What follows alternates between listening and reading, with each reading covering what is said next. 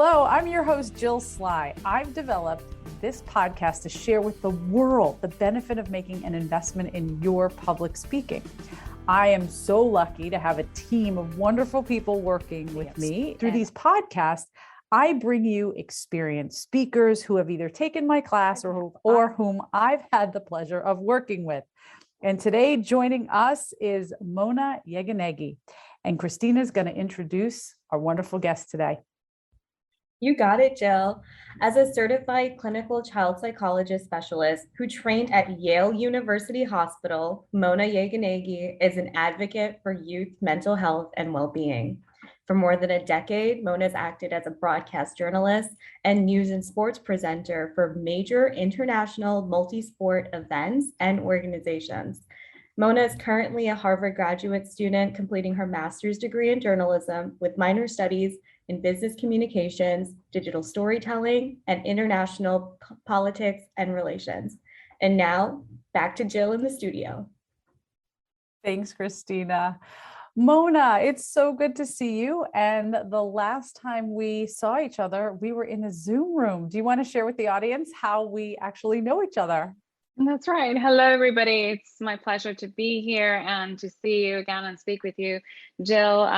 It's so wonderful to get a chance to speak about my experience, getting to know you better, and it was through your class. And I have to be honest, when I started taking your class, which was public speaking, the first one, I really didn't know what I was getting myself into, even though with having the experience being a presenter and being on air, I was about to drop it. I'm going to be honest. I think it's the first time I've actually revealed this, but I was going to drop your class. But I held on with a feeling of uncertainty and see what it's going to bring for me. And to be honest, I fell in love with it. As the weeks went by, I realized that what you were really trying to bring home was the message that how we were replicating everything that might actually happen in life. And we never know when we're called upon to do a presentation or to make a speech or cover a news story. And the key points that you brought to us were really the key to holding on and making sure we connect with our audience. And it allowed me to really let myself go and get out of my comfort zone even further than I did before and actually take another class with you. So we know each other for a bit. Yes, we do. Yes, we do. And I will say, first of all, your work has brought you around the globe. And what I recall is during this last half of the second class that you took with me, it was really agonizing because you didn't know whether you were going to Japan or not going to Japan to cover the Olympics. What was that like, living in that uncertainty of you didn't know whether you were going or you weren't?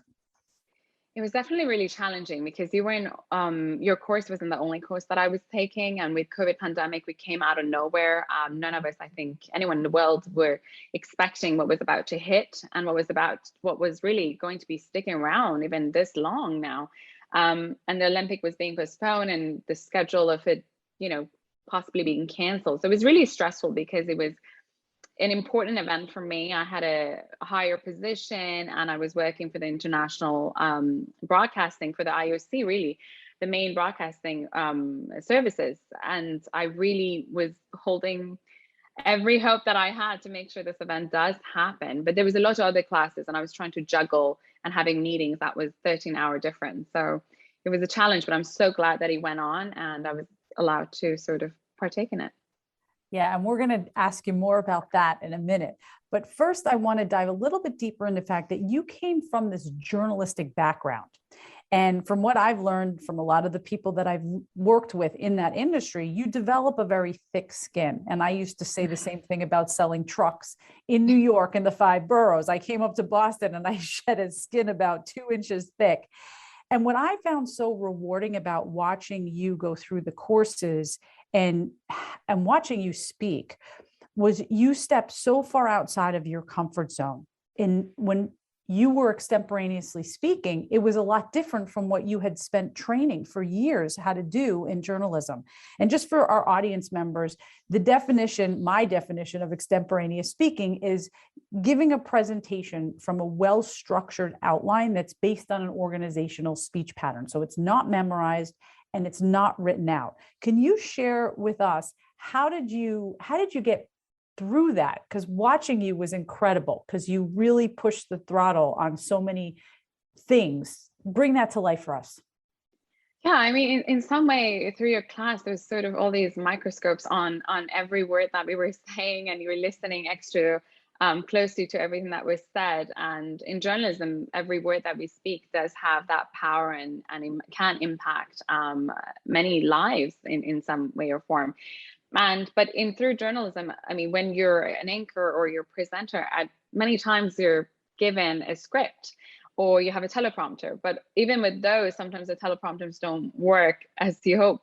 But when you work in the field, news stories, you can't expect what's going to be happening, or where random people might be coming and saying certain words, or politicians making remarks, or things being unfolding around the world, as a matter of fact, and wars would be starting and ending right and left. So having the chance to kind of work on having that outline going into any setting, I think it's really important. Even coming to this conversation with you, just prior to it, I mean, I had a really busy day, but I wrote a few things that I wanted to kind of hit. And will I hit it or not? That's not too much of my concern, because I feel like I've organized it. And I think part of what you taught us is to have that framework, have an organization set in your mind, and kind of go with your heart and what you think will connect with your audience. And one thing that I really learned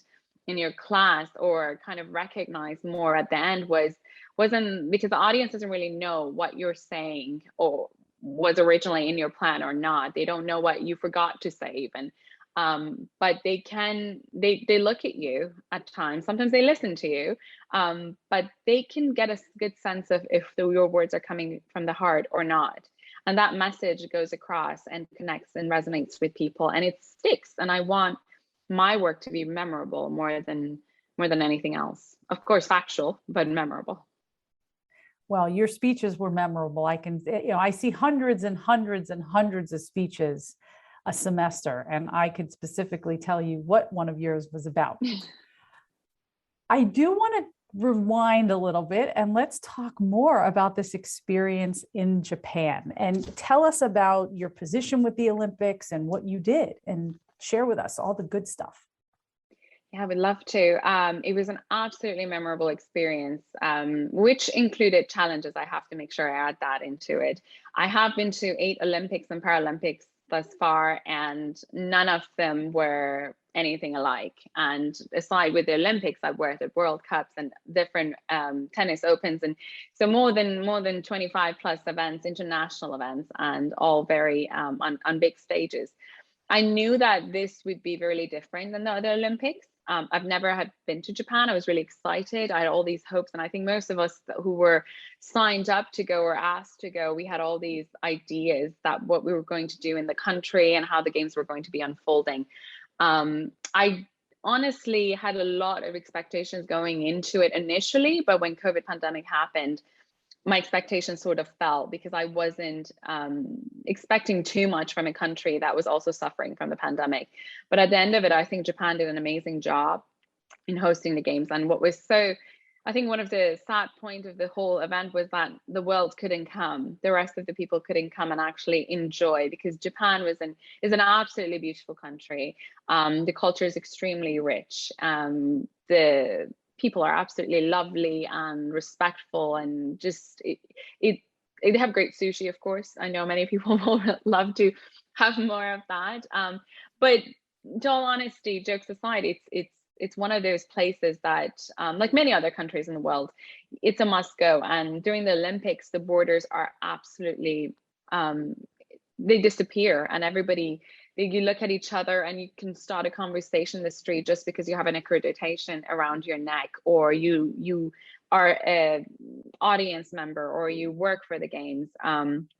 But yeah, it was really great, and I was really honored that I had a chance to go to an event that most people didn't go.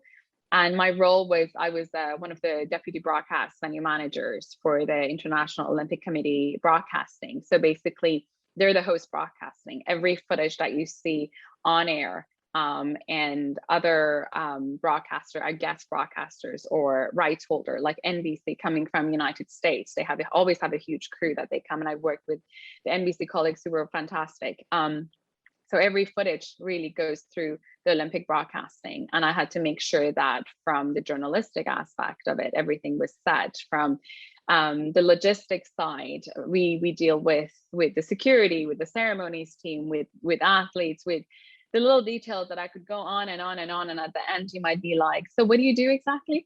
So there's a lot that goes into it. But it was a role that, especially for the Olympic Games, I had to get up at 2 a.m. To be at the venue and having the event would start at 7, and we would go as late as maybe 10 p.m. So that would give me a little time to sleep.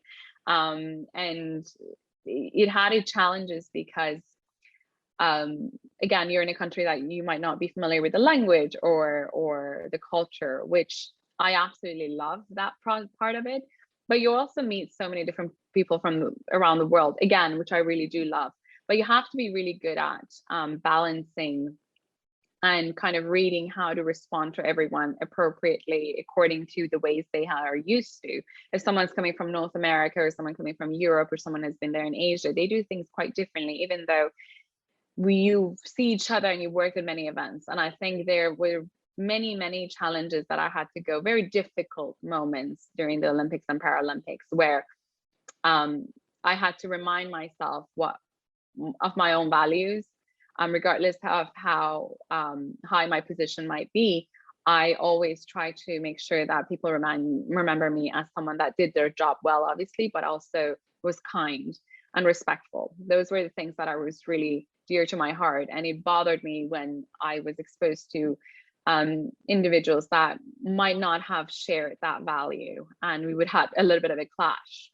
And I would incorporate everyone as part of my team, regardless of who they were. Or what position they held. We were a team, and the Olympics, that's the beauty of Olympics, the world coming together, not just the athletes coming together, the world coming together. And I think we have a great sense of responsibility to making sure that we can do it at our level and kind of present it to the rest of the world.